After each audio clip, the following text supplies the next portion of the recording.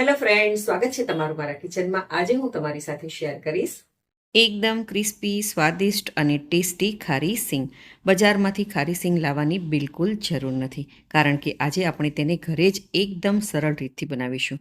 આ સિંગ એટલી ક્રિસ્પી બને છે અને સ્વાદિષ્ટ પણ એટલી બને છે કે એકવાર ખાશો તો હાથ જ રોકાશે નહીં તમારો।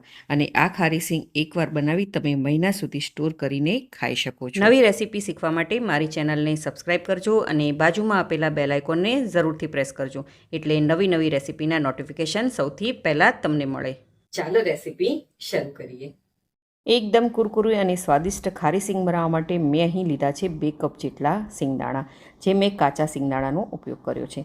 અહીં આ સિંગદાણા તમને માર્કેટમાં સહેલાઈથી મળી જશે, પરંતુ આ જે સિંગદાણા મેં લીધા છે તે મેં મારા ગામડેથી આવ્યા હતા તે સિંગદાણાને લીધા છે। અને આવી રીતે સિંગદાણા આપણે થોડી મોટી સાઇઝના પસંદ કરવાના છે। આ મગફળીના દાણા આપણે જે છે તે થોડી સારી વેરાયટીના લેવાના છે અને તેને સાફ કરી અને ત્યારબાદ જ તેનો આપણે ઉપયોગ કરવાનો છે, તો જ ખારી સિંગ છે તે એકદમ પરફેક્ટ બનશે। તો ચાલો બનાવવાનું આપણે શરૂ કરીએ। તો સૌથી પહેલાં મીડિયમ ગેસની ફ્લેમ પર આપણે કડાઈ રાખીશું અને તેમાં 2 કપ જેટલું પાણી એડ કરીશું। અહીં જે કપના માપથી તમે સિંગદાણા લીધા હોય તે જ કપના માપથી આપણે પાણી લેવાનું છે। તો હવે ટિપ્સ નંબર 1, અહીં આપણે જે પાણી એડ કર્યું છે તે વધારે પડતું ગરમ નથી કરવાનું, હલકું એવું હુંફાળું પાણી આપણે ગરમ કરવાનું છે, તે વાતનું તમારે ખાસ ધ્યાન રાખવાનું। તો થોડું એવું પાણી ગરમ થઈ જાય એટલે આપણે જે સિંગદાણાને તૈયાર કર્યા હતા તે સિંગદાણા એડ કરી દઈશું। તો હવે ટિપ્સ નંબર 2, દાણા એડ કર્યા બાદ આપણે તરત જ તેમાં મીઠું નથી નાખવાનું અને મીડિયમ ગેસની ફ્લેમ પર આપણે તેને 2 મિનિટ સુધી જ દાણાને ગરમ કરી લેવાના છે।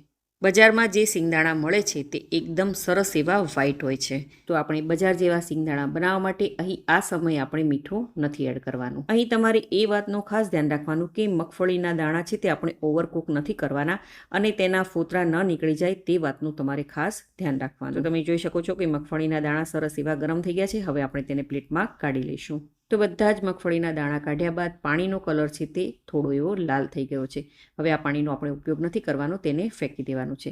હવે જે દાણા કાઢેલા છે તેની પર આપણે 1 મોટી ચમચી જેટલું મીઠું એડ કરી દઈશું અને તેને સારી રીતે મિક્સ કરી લઈએ। મીઠું એડ કર્યા બાદ દાણાને આવી રીતે ચમચીની મદદથી જ મિક્સ કરવાનું છે, હાથની મદદથી આપણે તેને મિક્સ નથી કરવાનું। હવે આ મીઠાવાળા સિંગદાણાને આપણે 2 મિનિટ સુધી ખુલ્લા જ આવી રીતે રાખી દઈશું। જ્યાં સુધી સિંગદાણા આપણા મીઠા સાથે સેટ થાય છે ત્યાં સુધી હાઈ ગેસની ફ્લેમ પર આપણે કડાઈમાં મીઠું રાખી દઈશું। તો સિંગદાણા સરસ એવા સેટ થઈ ગયા છે અને આપણે સિંગદાણાને મીઠાની અંદર એડ કરી દઈશું। અહીં તમારે એ વાતનું ખાસ ધ્યાન રાખવાનું કે કડાઈ આપણે થોડી હેવી બોટમવાળી એટલે કે જાડી તળિયાવાળી લેવાની છે। હવે ટિપ્સ નંબર 3, હાઈ ગેસની ફ્લેમ પર આપણે આ સિંગદાણાને સરસ એવા શેકી લેવાના છે। જ્યાં સુધી સિંગદાણા મીઠું છોડવા ન લાગે ત્યાં સુધી આપણે સિંગદાણાને શેકી લેવાના છે। તો લગભગ 2 જ મિનિટમાં આ પ્રોસેસ થઈ જાય છે। તો તમે જોઈ શકો છો કે સિંગદાણા છે તે મીઠાથી થોડા અલગ થવા લાગ્યા છે, એટલે કે એનો મતલબ એવો નથી કે આપણા સિંગદાણા છે તે રેડી થઈ ગયા છે, એટલે કે ખારી સિંગ આપણી બનીને તૈયાર થઈ ગઈ છે, હજી વાર છે। તો અહીં જુઓ, સિંગદાણા છે તે આપોઆપ ફાટવા નથી લાગ્યા અને તેના જે ફોતરા છે તે પણ નીકળવા નથી લાગ્યા। હું તમને એક સિંગદાણો ચેક કરીને બતાવું તો તમે જોઈ શકો છો કે હજી પણ તે સિંગ છે અંદરથી થોડી વ્હાઈટ છે। આપણે એકદમ બજારમાં મળે તેવી હલકી એવી અંદરથી બ્રાઉન થઈ જાય એવી આપણે સિંગદાણા તૈયાર કરવાના છે। તો હજી પણ આ સિંગદાણા તૈયાર નથી થયા। તો હવે આવે છે ટિપ્સ નંબર 4, હવે ગેસની ફ્લેમ અહીં આપણે મીડિયમ પર કરી દઈશું અને ત્યારબાદ 2 મિનિટ સુધી સિંગદાણાને આપણે સરસ એવા શેકી લેવાના છે। તમે આ રેસીપી કઈ સિટી, કયું સ્ટેટ અને કઈ કન્ટ્રીમાંથી જોઈ રહ્યા છો મને કમેન્ટ કરીને જરૂરથી જણાવજો। તો લગભગ 2 મિનિટ જેટલો સમય થઈ ગયો છે અને તમે જોઈ શકો છો કે સિંગદાણા છે તે સરસ એવા શેકાઈ ગયા છે। હવે હું તમને રિઝલ્ટ બતાવું કે સિંગદાણા પરફેક્ટ થયા છે કે નહીં। તો આપણે થોડા એવા દાણા પ્લેટમાં કાઢી લઈશું અને તેને 2 મિનિટ સુધી આપણે ઠંડા થવા દઈશું। ત્યાં સુધી આપણે આ સિંગદાણાને કન્ટિન્યુ આવી રીતે હલાવતા જઈશું અને તેને શેકતા જઈશું। તો હવે આ પોઈન્ટ ઉપર આપણે ગેસની ફ્લેમ લો પર કરી દેવાની છે। તો આ છે આપણી ટિપ્સ નંબર 5।